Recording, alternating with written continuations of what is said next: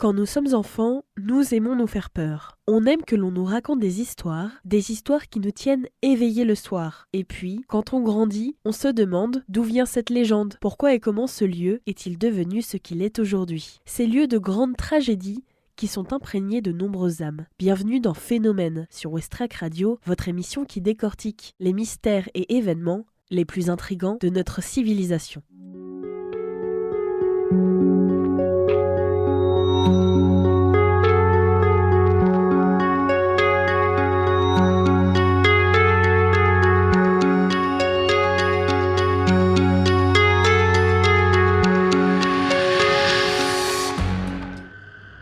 Aokigahara est une forêt de 35 km² qui s'étend à la base du mont Fuji au Japon. Connue sous le nom de Jokei, littéralement la mer d'arbres, c'est une forêt à l'histoire encore relativement jeune, datant d'environ 1200 ans. Située au nord-ouest du mont Fuji, la majeure partie de la forêt couvre l'emplacement d'une large coulée de lave qui a enseveli la région lors de l'éruption de 1864 qui durera 10 jours. Ce labyrinthe végétal a la réputation d'être l'un des lieux les plus hantés du Japon. En effet, c'est un lieu régulièrement utilisé par les Japonais pour mettre fin à leur jour. On compte 200 suicides pour l'année tristement record de 2010. Aokigahara a été un lieu privilégié pour déposer les personnes âgées en fin de vie, mais aussi de nouveau-nés dans le cadre d'infanticides pratiqués à la fin du 19e siècle. C'était un moyen de régulation de la population en vue de la modernisation du pays. Cette présence de la mort, on a ainsi fait, d'après Rémis Cosimaro, docteur en géographie à l'université de Toulouse II, un site à la fois idéal pour les suicides et très pratique pour se débarrasser des corps à la suite d'un meurtre. Traditionnellement, les forêts et les montagnes sont considérées par les Japonais comme des espaces sacrés et des lieux où seraient présents de nombreux esprits. De nombreuses légendes sont partagées sur cette forêt. Parmi la faune de légendes qui hante la forêt d'Aokigahara, on trouve de grandes chauves-souris cannibales, des gobelins et des monstres. Un folklore renforcé par cet étrange endroit où de nombreux randonneurs se perdent. En effet, il est fortement déconseillé de s'y rendre seul, car sur place, les téléphones ne passent pas et aucun réseau n'est disponible.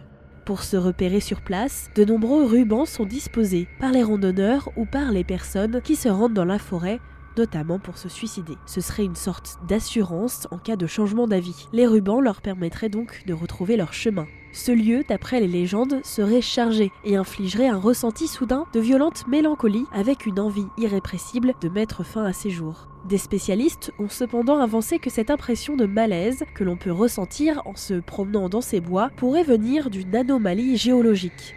D'ailleurs, une croyance qui remonte aux années 1800 et qui persiste encore aujourd'hui au Japon assurait que, en raison des familles qui emmenaient leurs membres les plus âgés à Aokigahara pour les laisser mourir dignement, aurait favorisé l'émergence d'une force maléfique.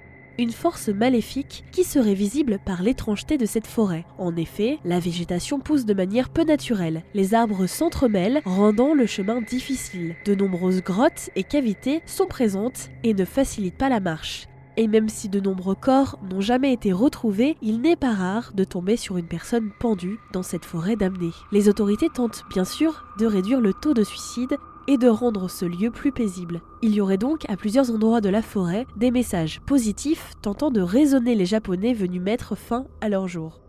Alors, véritable anomalie géologique ou véritable forêt damnée, comme toujours, il est difficile de percer le mystère. Cet endroit attire cependant de nombreux randonneurs et curieux, malgré que cette forêt sacrée soit le théâtre de suicides en masse au Japon, des suicides toujours inexpliqués.